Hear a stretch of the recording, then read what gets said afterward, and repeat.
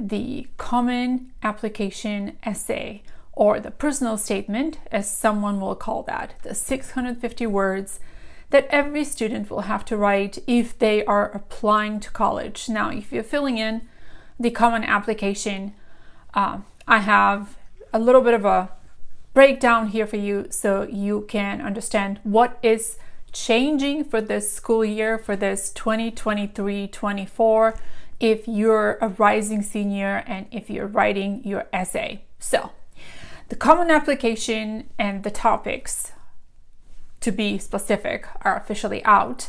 The common application will open on August 1st, and usually before August 1st, for a day or two, the application is down. Even if you want to create an account or start something, you're not going to be able to. You can, however, begin the process now, and the information will transfer even after August 1st. So you'll be pretty safe if you put any personal information there. But I know what most students are really interested in knowing, and that is what are going to be the prompts for 23-24 cycle. So the good news is that the topics are remaining the same. Nothing really much has changed, and they have pretty much kept exactly what was last year. This year, things are just repeating exactly as they were. So they seem to have found an array of topics that are fitting almost everyone, and there is something for everyone to choose from, and they have decided not to change anything. Last year, they altered the prompt number 4, to include an invitation to talk about gratitude, and this was really a welcome addition because of the new normal that all students found themselves in, all of us actually. So this was really a good prompt about gratitude, and it was actually one of my favorite prompts. If you ask me, that's what we will be discussing today. Not just what are the prompts, but what prompts to stay away from, and what were the most popular prompts last year, in case you should wonder. Some of the students that I have, and I always have a question or two that comes my way, and students asking, so what is the most popular prompt? Which prompt should they choose? Which prompt should they not choose? And if you ask me, in fact, there's just too much time spent on picking the perfect prompt. There is no such thing as a perfect prompt, but there's certainly some prompts that were more popular than others last year.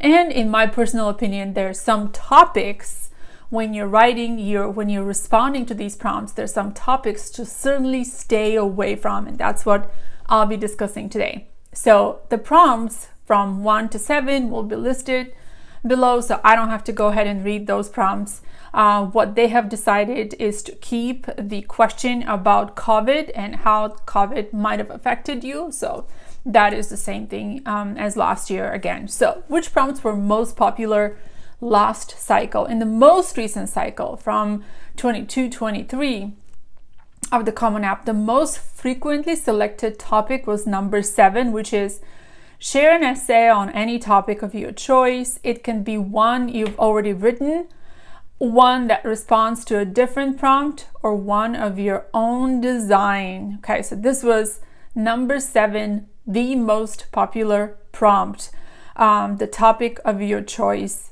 essay. So this was chosen by nearly 25% of the students that applied and used this common application.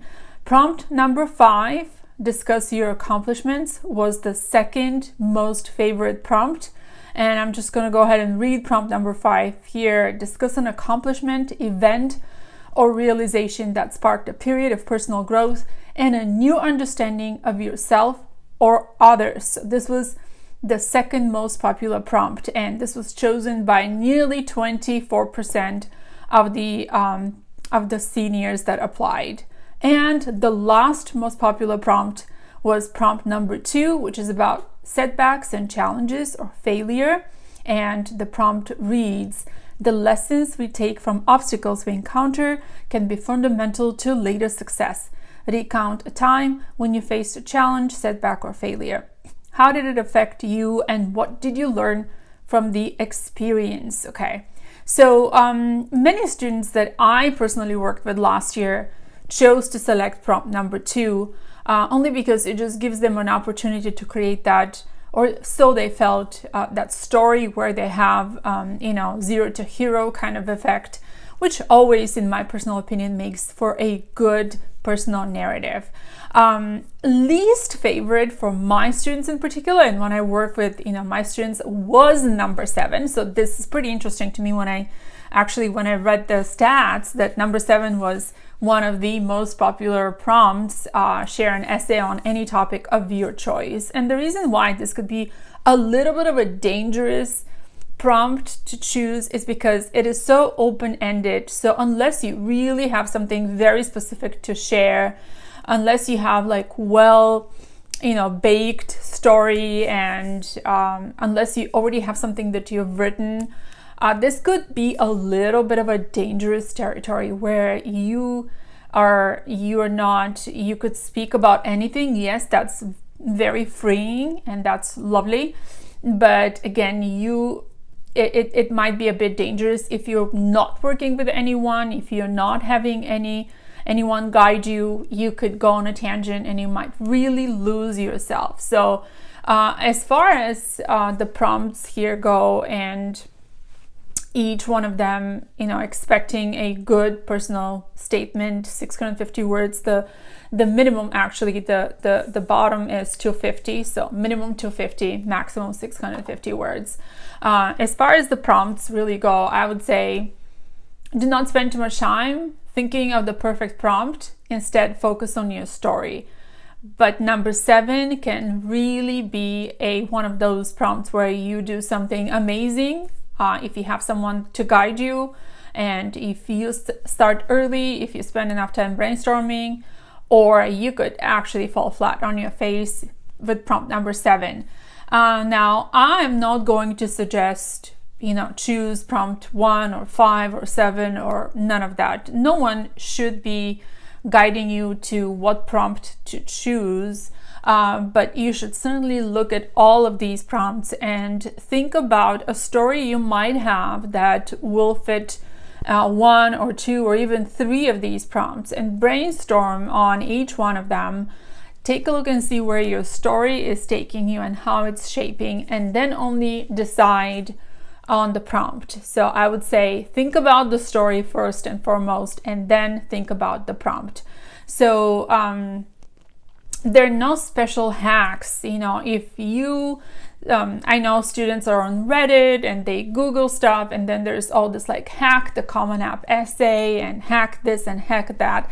I mean, there's really no hack, okay? So this is not about hacking. This is not about, beating the system. This is not about beating the game. Okay, so this is about telling you a story in a most authentic way. Tell your story in a personal way. Make sure it is compelling. Make sure you diligently edit your work. Make sure that you revise and edit and cut as much as you can, and make sure that you finally polish the final product. Do have proper guidance, someone you trust. And I know many parents sometimes step in and they try to help their children, and this could be disastrous. It could end up in having a very deadly consequence for the student. As much as parents really want to help, and as much as they think that they know their children best, I would say parents, in my experience, and I've been working in this educational environment, working with students who write, working with rising seniors, college counseling, so many of them, I have to tell you, parents, many times all we need them to do is just take a step back, be supportive, definitely be encouraging, definitely do not be negative, but do not also be your child's proctor and mentor when they start writing. Because most of the times I've seen, even when parents come to the meetings with their teen and they sit down, the children are not free to express themselves. They always think of how and what they should say. So the adult next to them, usually the parent in this case, is happy instead of thinking of how are they telling their story in the most authentic way. So that's a caution area there.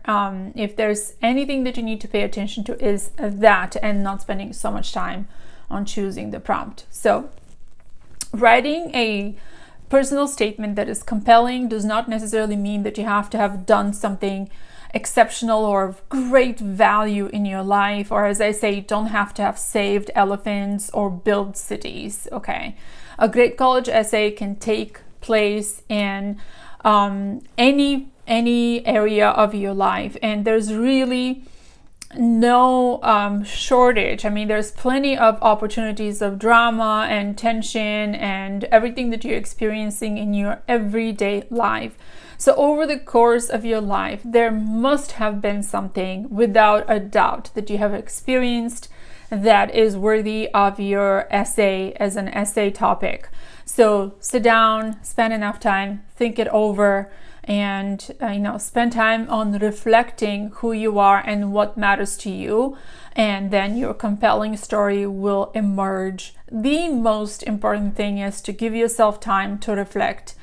Many students hurry and rush at the last minute, and they think they've got it. They think they know what they're going to write.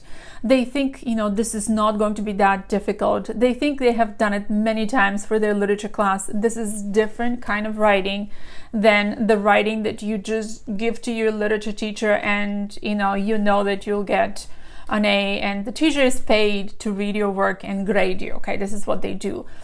Your personal narrative is a completely different animal. So you have to give yourself enough time, and you have to reflect to understand who you are. So one of the most important elements here is to think, what are your core values? What do you think about? What really matters to you? How did you respond to situations in your life? And what is it that you really learned from that, about friendships, about failures, about successes, about the bottom line, about any kind of interaction, about anything that really matters to you? Last year I had a student who in fact wrote his personal statement on, and if he or anyone that know me is watching this video, I'm not going to mention names. It turned out to be a lovely personal statement, and he wrote his personal statement on making and coming up from scratch with a recipe that he really loves on coconut pudding, and he was trying to make that final sweet dessert, fluffy cloud-like to perfection. And he experimented many times. But of course, the story was not about the pudding at all. It was all about him. So we didn't spend time on, as much as we spent time on describing how he reinvented the pudding recipe, we also spent a lot of time on, his personal qualities, thinking process, determination, desire for innovation. So it is not really about the story, really, but it is about the background and everything that happens while the rest of the things are going on in your life. So think about that. And I am going to have another video that focuses specifically on strategies on how to write personal statement. If you are not able to work with anyone, and if you need any kind of advice, or any kind of editing advice, any kind of proofreading advice, or in general, brainstorming advice on the personal statement, you can always reach out. And I also have 2 courses on my website. If you're not able to, find anyone that works with you, you can certainly watch these, and step by step, you'll be guided on how to write your personal statement. However, I will say reach out to someone who can do a final editing or proofreading and give you, advice on how your theme has been developed, your tone, and just basic grammar and structure. So looking at the stats, it's pretty clear that some topics are definite